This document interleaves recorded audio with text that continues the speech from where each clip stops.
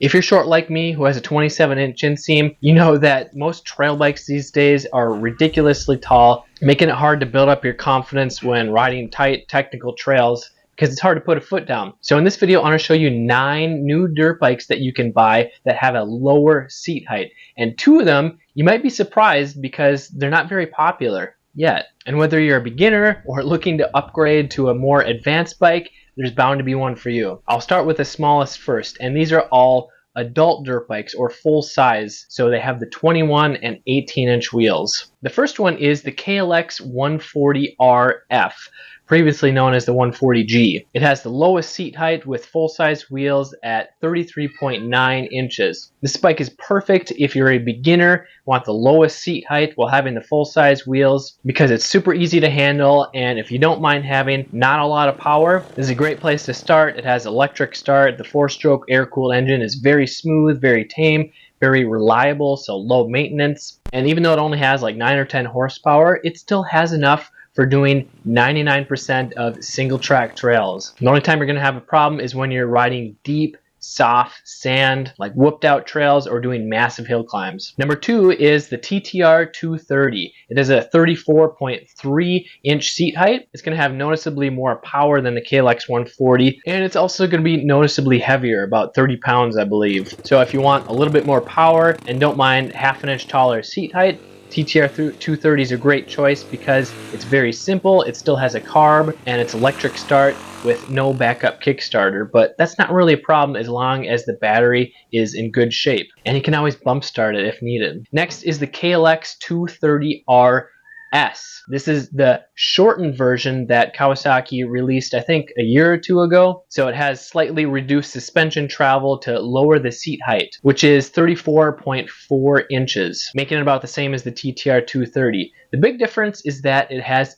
fuel injection. So if you want electric start and fuel injection so you don't have to deal with carb jetting, this is a great choice. Next is the GPX FSE 250S. You might be thinking, what is that? Is that a Chinese bike? Well, it's actually designed here in the US and then made in China, which, if you didn't know, a lot of Honda or Japanese bikes are assembled in China as well. But the GPX is higher quality than the typical cheap SSR dirt bikes for like $700. This 250 has a 34.8 inch seat height, and it now has fuel injection. And for a $4,000 brand new bike, you get some pretty cool features. They also have the same bike in a 19 and 16 inch smaller wheel option. Next is the already tried and true CRF 250F.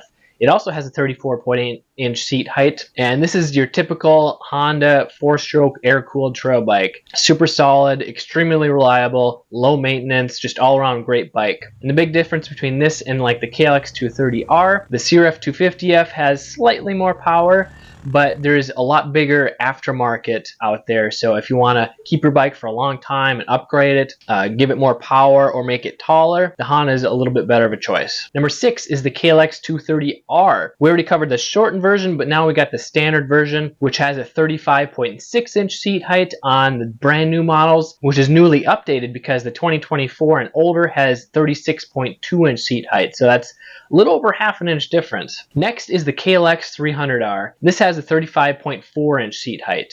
Wait, isn't the 230 taller? Well, when you're looking at the specs, yes, it is the same or maybe even slightly taller, but the 300 is going to feel bigger because it's wider and it's longer and it fits a little bit taller or bigger of a rider better, but it's still shorter than the typical enduro bike, which is 37 to 38 inches. And the KLX 300 has electric start and fuel injection on the newer models, and it's a liquid cooled engine, so it has a little bit more power, but it's still low maintenance and very reliable compared to most of the race bikes. Number 8 is the Beta X-Trainer 300. Maybe you've heard of this before. It's getting more and more popular. It's kind of the beginner novice enduro bike. So if you already got bored of the power and suspension on your beginner air-cooled trail bike, the X-Trainer is a good step up in power and suspension and handling, and it's going to be even lighter. It has a 35.8 inch seat height, so the overall chassis is a little bit smaller than Beta's 300RR version, and the power is a lot tamer, a lot smoother, so it's more forgiving, but I typically wouldn't recommend it to a brand new rider because it still has a lot of power when you rev it all the way out. Number 9 is the Riehu MR